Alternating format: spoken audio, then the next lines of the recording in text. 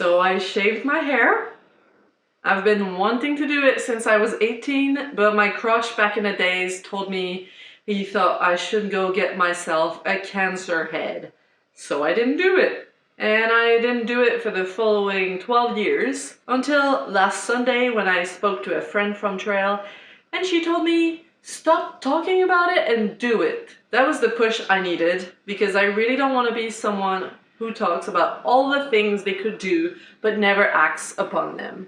When I tell people about the PCT, a lot of them tell me they wish they could do something like this. But I think a lot of people wish they were the kind of person who goes on an adventure like this. They see a fantasy version of themselves doing it. We've all done this. I mean, because of Jude Law, I wanted to go out with a British person, and I did. And I thought that a British accent was gonna make my life so much better, but actually it had no impact whatsoever in the reality of our day-to-day life. I also think van life looks awesome because of Brie and all the pictures that we see. But I know myself enough now to know that if I was to go and do it, I'd be annoyed after 2 weeks. So do you want a through hike? Or do you like the idea of it based on the movie or the Instagram pictures and what you imagine it would be like? I really encourage you to be honest with yourself about this, because you're quickly gonna realize that the reality of a through hike is so boring a lot of the time. Last year I went for lunch with a guy who was gonna attempt the PCT as well, and I asked him what he was gonna do if he wanted to quit.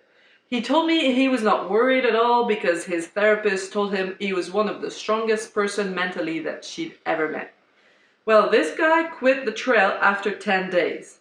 And I don't want to make this mean anything about him, but I want to use this example to illustrate my point. There's a big difference between what you see the fantasy version of yourself doing and the sacrifices you're actually willing to make for your goal. If you want to learn more about this, you can listen to Unfuck Your Brain's episode about perfectionistic fantasies.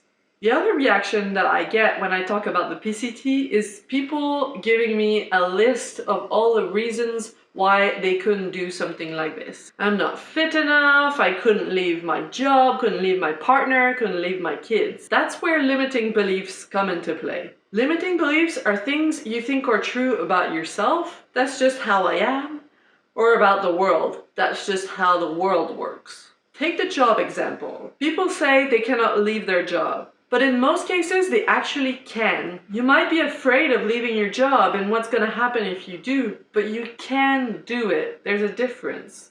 If you decide that through hiking is really something that you want to do, you're going to put things in place to make it possible. It might take years, but it's gonna be easier to figure it out if you're in a solution mode instead of jumping straight to victim mode, protected by the four walls of your limiting beliefs. Now, obviously, I'm in a privileged position. I'm white, I live in a safe environment. It makes things easier for me.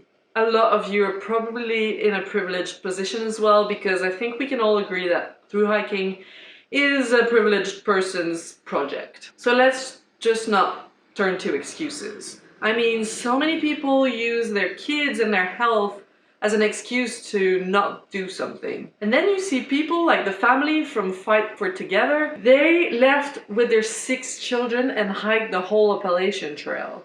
Then you take people like Second Chance, who hiked the PCT even though he was overweight. These people beat the odds and show us that it's not our circumstances that decide if we can or cannot do something. It's what we believe inside. I wanted to do the PCT so bad, but for a long time I thought only athletes did that, and I also thought I couldn't leave my partner for so long, otherwise he was gonna break up with me, and I thought I was not fit enough. But I ended up taking this huge decision and putting everything in place to make sure it was a success. Now that leaves me with a huge sense of possibility. If I can do this, what else can I do? I'd love to write a book. But everyone says they're gonna write a book. But I don't have much imagination. But I can't write as beautifully as so-and-so. You see what I mean? And you might even have friends or members of your family that are gonna reinforce those beliefs. They're not doing this with a bad intention. They're simply transferring their own insecurities and limiting beliefs onto you. When I was on the trail, I told one of my friends about my book project, and he said, "Everyone wants to write a book." And that made me feel ashamed, and I stopped thinking about my project for a while. It's so easy to take these thoughts as the truth and stop yourself from doing anything. So please make a list of your limiting beliefs. They might be hard to find in your mind, but try. And share them with me if you want. I'd love to hear. I also want to touch on unconscious commitments because they're so connected. So, there's conscious commitments, which are the goals you commit to on purpose, like I'm gonna wake up at 5 tomorrow and hike 25 miles. But very often, there's a huge gap between what you plan on doing and what you end up actually doing. That's because of the unconscious commitments that secretly drive us. I hate waking up early in the morning and I love breaks. So I very often ended up night hiking to catch up on miles, and every time that felt like a punishment. I mean, we'd be on a nice break in the sun with our friends laughing, and one of them would stand up and leave. And that's not because they were not having fun, it was because they were committed to hiking the miles and getting to camp before sunset. It made me feel bad and like I didn't have enough willpower. But it's because I was letting my unconscious commitments to comfort and fun win. You might be unconsciously committed to not wanting to feel fear or discomfort or not wanting to feel dirty. These are important to identify because they're the reason we struggle with waking up early and hiking the miles or following through with any other plans you've made. As long as you're not aware of them, they have the power over you. So that's it for now. Let's recognize and question our limiting beliefs and our unconscious commitments. You can also hear more about this on the podcast on Fuck Your Brain. And by the way, I know I talk about this a lot, but that's because it completely changed the way I think about things. Thank you for watching, and I'll see you next week. In the meantime, don't forget to order your post-trail book.